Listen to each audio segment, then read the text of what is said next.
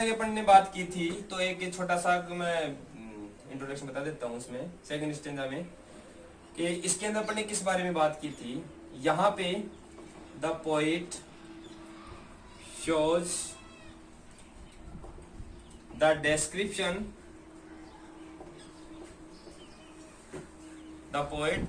shows the description of the blue-tit and eagle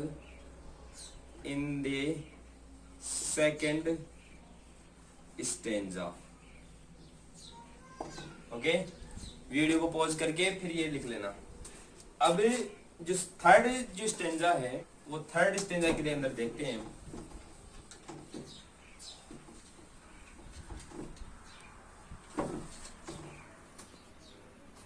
third stanza में इसके अंदर क्या है? द पोइट एक्सप्रेसेज, कवि यहां पे एक्सप्रेस करते हैं his feelings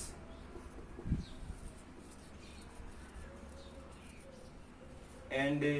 views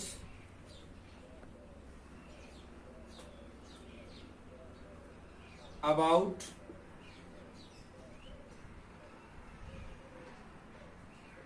his delight mood towards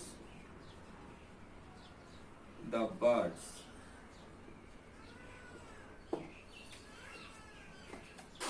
इस स्टेंजा में अब ध्यान रखना, ये इसका एक बैकबोन है। द पोएट एक्सप्रेसेस, कवि यहाँ पे एक्सप्रेस करते हैं in this third stanza his feelings, अपनी भावनाओं को, अपने विचारों को, अबाउट हिज डिलाइट मूड, अपने कौन से विचारों को भाई?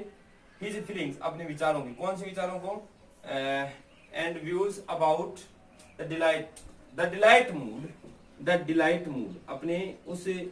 जो डिलाइट मूड है, अपने जो खुशी पूर्वक जो उसका स्वभाव था, उस स्वभाव को जो पक्षियों के प्रति है, उस पक्षियों के प्रति स्वभाव को वो इस स्टेंजा के अंदर अभिव्यक्त करते हैं।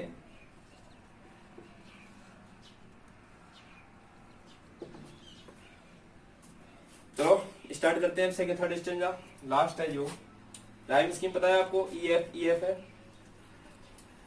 तो फर्स्ट से हमने बात की कि वो इसे पक्षियों के ऊपर कभी भी क्या नहीं लगाता है? पिंजरा उनको स्वतंत्र तरीके से छोड़ देता है, क्योंकि सारे के सारे पक्षी उससे संबंध रखते हैं। सेकंड स्टेंजा में हमने बात की from the blue-tit on the slow,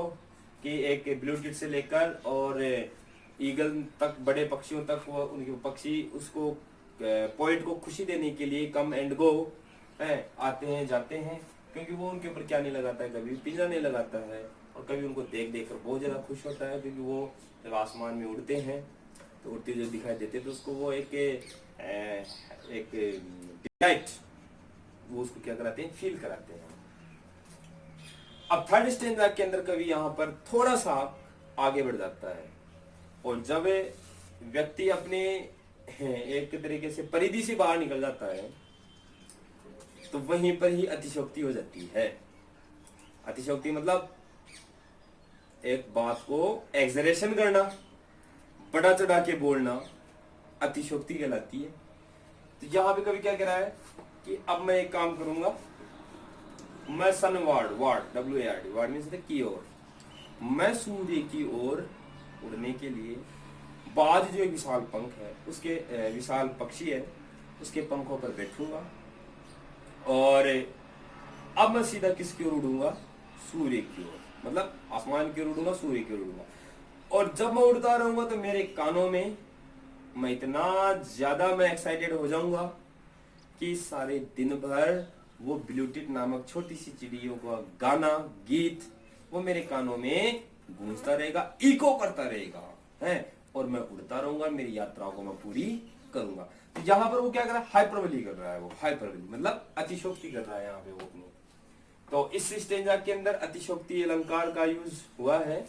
Hindi के अंदर भी इसको अतिशोक्ति बोलते हैं, इंग्लिश में हाइपरबोली बोलते हैं इसको। हिंदी में भी जिस प्रकार से अपन बात को बड़ा चढ़ा के बोलते हैं, जैसे मान लो कोई बात बोलते हैं अपन कि हनुमान जी की पूंछ में लग न पाई आग, लंका शीघ्र ही जल गई, गए निशाचर बाग।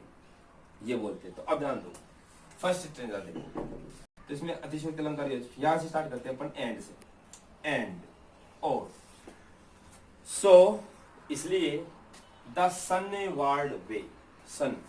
सूर्य की ओर, वार्ड की ओर, एक वर्ड आया था टुवर्ड, मैंने लिखा था शायद वो, हाँ टुवर्ड वर्ड लिखा, टुवर्ड मींस की ओर, अपवर्ड ऊपर की ओर, डाउनवर्ड नीचे की ओर, वार्ड मींस की ओर, तो सनवर्ड मतलब सूर्य की ओर, इट मींस सूर्य की ओर, एंड सो द सनवर्ड वे, इसलिए सूर्य की ओर, वे मींस का होता है पाथ, रास्ता, सूर्य की ओर जाने के लिए आई सो, SOAR, सोर मीन्स होता है उड़ना और उठना, है मैं अब उठूंगा और उड़ूंगा, आई सोर मैं उड़ूंगा और उठूंगा, on the eagle's wings, eagle के पंखों पर बैठ के, ईगल्स विंग्स, ईगल के पंखों पर बैठ के, जाना ना, एपोस्ट्रोफी एस, एपोस्ट्रोफी एस का मतलब वो होता है जो रिलेशन बताता है, काके की बताता है, ऐसे में समझ लेना तुम,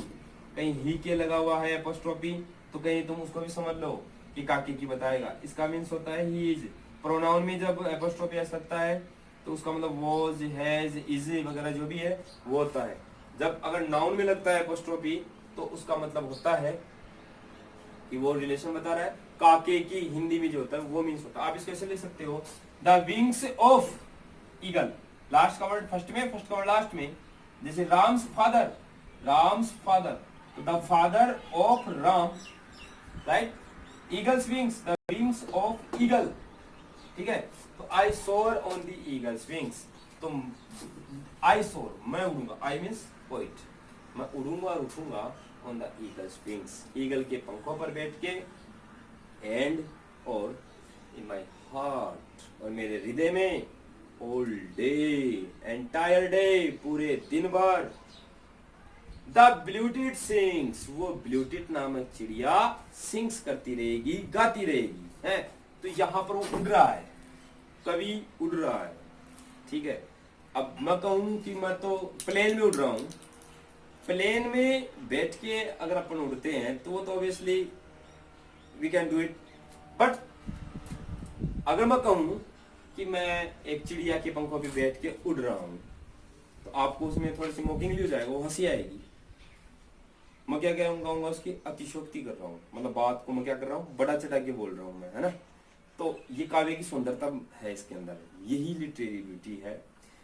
कवि यहाँ पे W.W. गिब्सन क्या कर रहे हैं कि मैं बाज के जो एक जाइंट बर्ड है उसके ऊपर तो बैठूंगा पंखों पे, और मैं किसकी ओर उड़ूंगा, किसकी ओर उड़ूंगा, मैं उड़ूंगा सूर्य की ओर, और सारे दिन भर मेरे कानों में क्या गूंजती रहेगी, उसे ब्लूटिड का गाना चलता रहेगा। अब देखो, एंड सो, और इसलिए the sunward way, so means, सो का मीन्स होता है इसलिए, सो एडवर्ब टेल्स द रिजल्ट, ये क्या बताता है, हमेशा रिजल्ट बताता है, तो जैसे सो, देयरफॉर, दस, ठीक है, टू सम अप, ये इसी के बेटा ध्यान रखना,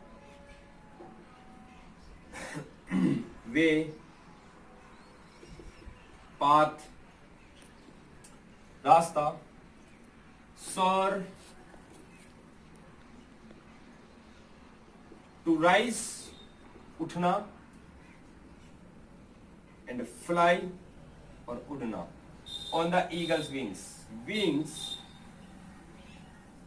विंग्स क्या था, पंख, प्लम, फीदर, डालना, प्लम फीदर विंग्स मतलब पंख। एक वर्ड और आता है PLUMP, ये ध्यान रखना, तीन वर्ड है, प्लम, एक आता है प्लम, प्लम, प्लम और प्लम, इसका मीन्स तो विंग्स हो गया, इसका मीन्स होता है प्लम, इस प्लम मीन्स होता है ए टाइप ऑफ फ्रूट्स, एक प्रकार का फल है ये, और प्लम्प मीन्स होता है मोटा तगड़ा,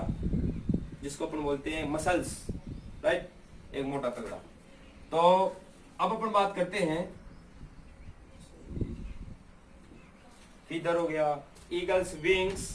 wings feather plum, okay. And in my heart all day, day और पूरे दिन में, वैसे डे मीन्स दिन होता है, लेकिन अगर मैं डे का सिनोनिम दूं तो मैं डाउन दे सकता हूँ, सॉरी डाउन दे सकता हूँ, डाउन, DAWN, डाउन मीन्स प्रातःकाल होता है इसका, day, dawn, and all day पूरे दिन भर द ब्लू टिट सिंग्स, वो छोटी चिड़िया सिंग्स करती रहती है, गाती रहती है, चर्प करती रहती है, वो एक चहचहाट करती रहती है, ट्विटर करती रहती है, ट्विटर आता है ना, सारे दिन भर, इसलिए मैं उड़ता रहता हूँ। और फिगर का इसमें यूज हुआ है, कौन से फिगर का यूज हुआ है इसमें, हाइपरबोली, अतिशयोक्ति अलंकार, पूरे स्टेंजा में अतिशयोक्ति अलंकार का यूज हुआ है। ये इस प्रकार से ये जो 3 स्टेंजा है इस पोएम के वो अब ये जो 3 स्टेंजा है, इन 3 स्टेंजा को एक बार रिपीट में एक मोटे तौर पे बता देता हूँ। इसके अंदर कभी क्या कहता है कि मैं कभी पक्षियों पे क्या नहीं लगाता हूँ, पिंजरा नहीं लगाता हूँ, उनको स्वतंत्र तरीके से उड़ने देता हूँ, मैं उनको छोड़ देता हूँ क्योंकि वो सारी सारी मेरे से बिलोंग रखते हैं। सेकेंड स्टेंजा में उन्होंने क्या बताया है, from the blue tit on the sloe to the eagle on the height and cage they come and go for my delight, it means जो छोटे से छोटे पक्षी, it means the poet expresses his ideas about the 2 birds, a small bird which called is blue tit and a large bird is called is eagle। तो from the blue tit on the slope, एक blue tit नामक छोटी सी चिड़िया से लेकर एक बड़े से बड़े पक्षी तक, एक जिसका नाम है ईगल, हॉक, वहां तक ये सारे के सारे पक्षी, मतलब इस पूरे ब्रह्मांड के अंदर एक छोटे छोटे प्राणी से लेकर बड़े से बड़े प्राणी तक, वो सारे के सारे मुझे डिलाइट देने के लिए कम एंड गो आते हैं और जाते हैं, वो आते मूवमेंट करते हैं, वो मतलब मेरे को डिलाइट देने के लिए। थर्ड स्टेंजा में उन्होंने बताया है कि एंड सो दी सनवार्ड वे, इस प्रकार से सनवार्ड वे, सूर्य की ओर सनवार्ड वे, सूर्य की ओर। अब मैं क्या करूंगा, या फिर हाइपरबोली करते हैं कभी, क्या बोलते हैं कि अब मैं सूर्य की ओर उड़ने के लिए मैं क्या करूंगा, मैं एक ट्रिप कर रहा हूँ, यात्रा कर रहा हूँ, जिसपे ईगल के पंखों की सहायता ले रहा हूँ मैं, और ईगल के पंखों पे बैठ के सनवार्ड वे में सूर्य की ओर उड़ूंगा। एंड इन माई हार्ट, और मेरे हृदय में, ध्यान रखना एक्ट हर्ट ये होता है, उसका मतलब टू हर्ट करना, ठीक है, परेशान करना होता है। सारे दिन भर blue tit sings, blue tit चिड़िया गाती रहेगी। इस प्रकार से हमने पोएम पढ़ी, और सब्सक्राइब जरूर कर दिया करो, जिससे क्या है कि आपको नए नए वीडियो मिलते